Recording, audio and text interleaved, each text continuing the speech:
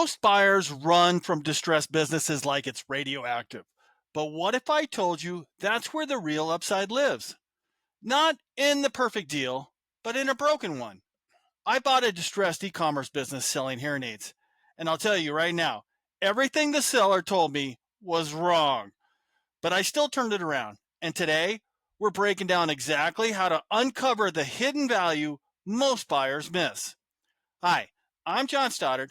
I've helped buyers close over 33 million in small business acquisitions. I've raised over 50 million to fund deals. I help first-time buyers find, fund, and close their first business without wasting years chasing junk deals or losing sleep over rookie mistakes.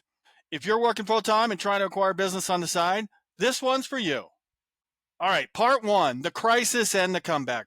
Why distressed isn't dead. Let's start with a myth. Distressed means dead. It means broken beyond repair. That's actually flat out wrong. Distressed doesn't mean worthless. It means mismanaged, misunderstood, or mispriced. Back in 2008, Warren Buffett dropped billions into Goldman Sachs during the financial crisis. Why? Because when everyone else was panicking, he saw structure and value. Now it's 2025. Interest rates are still high, lending's tight, and a lot of operators are tired. They're burned out, running thin margins, and their books might look like a mess, but underneath, there's value waiting to be unlocked. Distress creates urgency. Urgency creates leverage. The mistake most people make, they walk away at the first sign of red ink rather than ask, where's the opportunity? All right, part two, my story, distress, deception, and a hard lesson. Let me take you back. I bought an e-commerce company selling hearing aids. I paid mid six figures, looked profitable on paper. Then I got under the hood. The seller wasn't making customer returns, not just delays. He flat out wasn't refunding people. You know what that meant? I had to refund him out of my pocket. He didn't disclose customer complaints, didn't tell the truth about ad cost, and the marketing spend way higher than he claimed. The margins crushed. Yeah, I was naive. I trusted the seller. I wanted to believe the deal was clean. I got some headaches and some sleepless nights, and it put a lot of strain on my marriage. But I fixed it. I took over the systems, cleaned up customer service, and yeah, I had to inject more working capital than expected. Be ready for that. So, why did I do it?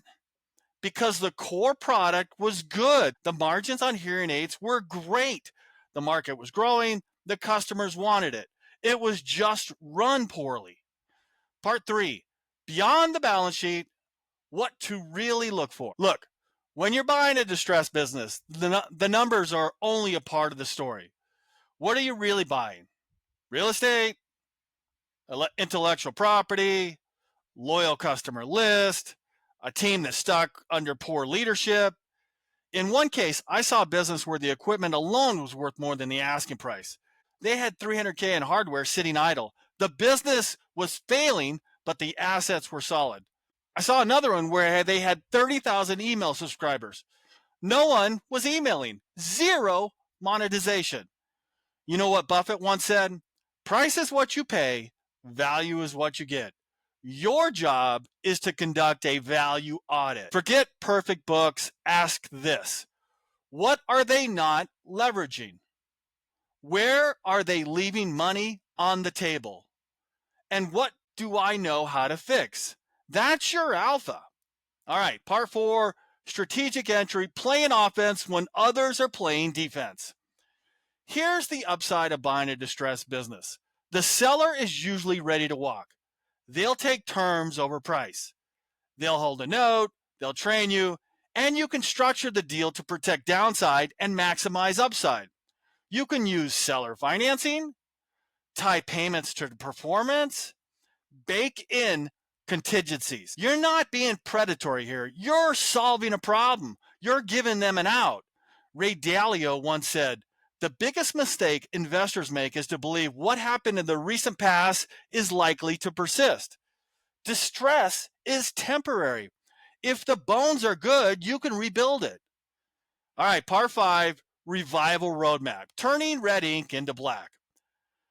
First 30 days after close, you're in triage mode. You got to fix customer service, you got to tighten operations, you got to get cash flow stable. Your first wins are operational: better suppliers, faster turnaround, clean up invoices. Sometimes just switching ad platforms or CRMs can save thousands. Also, morale is usually low in these companies. So talk to the team, get their input, let them know change is coming, but you're not the villain. I had a podcast tell me literally the employees cried when he showed up, not because they were scared, but because someone was finally listening. That stuff really matters. Part 6, the long game, scaling when others abandon. Distress gives you an entry, turnaround gives you leverage, but scale, that's where the money is. Once it's stable, you start building your reoccurring revenue. You explore new markets, you add upsells, you bundle strategic partnerships. Distress is just the first chapter.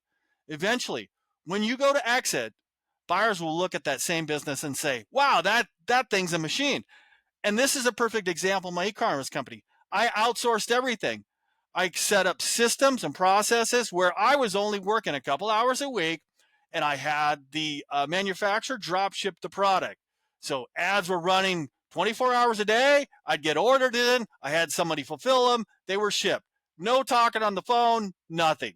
It was a system. I put it on Empire Flippers and I sold it in 24 hours. If you want a playbook I use to help buyers go from working full time to owning a profitable business, grab my book in the description down below. It's $19.99 and it's packed with real world strategies to find off market and on market deals, valuation tips, and capital raising tactics that'll save you time, money, and months of frustration. You don't have to figure this out alone. You can shortcut the learning curve. And I'm John Stoddard. I'll see you on the next one.